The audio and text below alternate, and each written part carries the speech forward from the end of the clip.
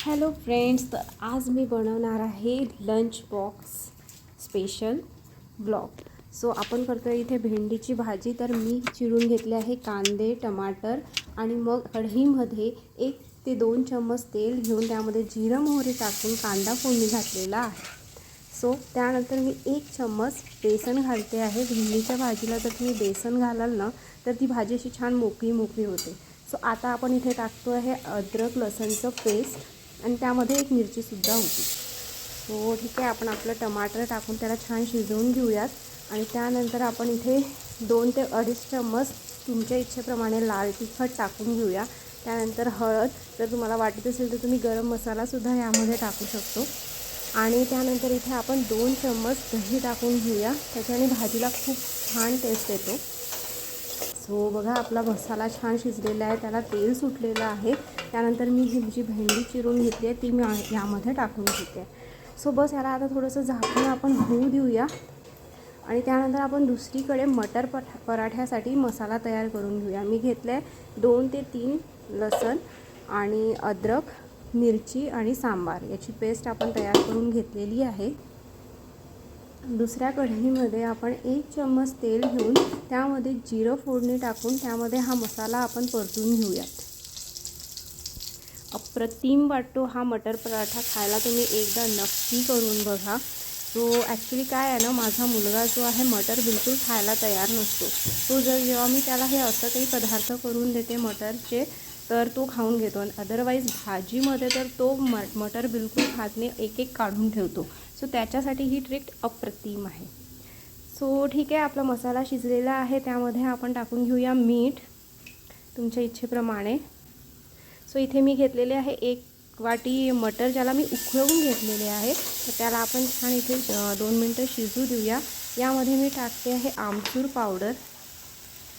त्यानंतर आपण मस्तपैकी कोथिंबीर टाकून त्याला छानसं असं मॅश करून घेऊया. याला जेवढं तुम्ही चांगलं मॅश करू शकाल तेवढं चांगलं. ओके, तर आपली भेंडीची भाजी शिजत आली आहे थोडीफार. तर त्यामध्ये आता मी मीठ टाकणं विसरली, तर आता मी टाकते आहे मीठ 2.5 चम्मच. त्याला परत आपण शिजू देऊयात. आणि दुसरीकडे आपण आपलं कणिक भिजवायला घेऊया. तर कणिकमध्ये मी मिक्स करते आहे 2 आलू. सो याच्याने आपला पराठा अजून छान असा सॉफ्टसर बनतो.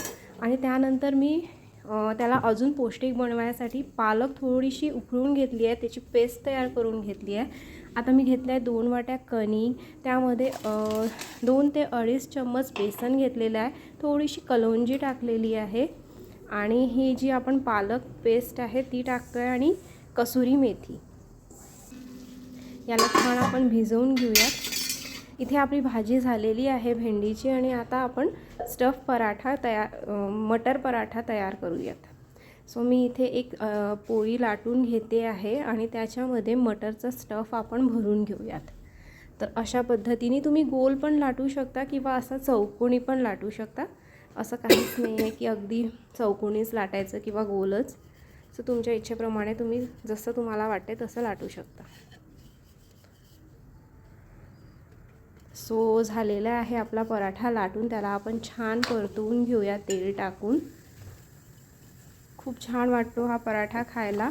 आणि जे मुलं मटर नाही खात त्यांच्यासाठी तर नक्कीच खूप छान आहे. कधी कोणी मटर नाही खात, कधी कोणी पालक नाही खात. सो तसा माझा मुलगा तर सगळं काही खातो, पण माहीत नाही त्याला मटर का नाही आवडत, जे मुलांना मोस्टली आवडतात.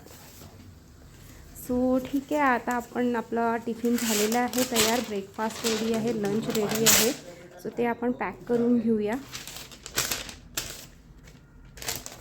सो हे आहे ब्रेकफास्ट. आणि आपण आता पॅक करूया जे आपण गाजर आणि मुळ्याचं लोणचं तयार करून घेतलं होतं. त्याची रेसिपी मी तुमच्याशी शेअर केलीच होती.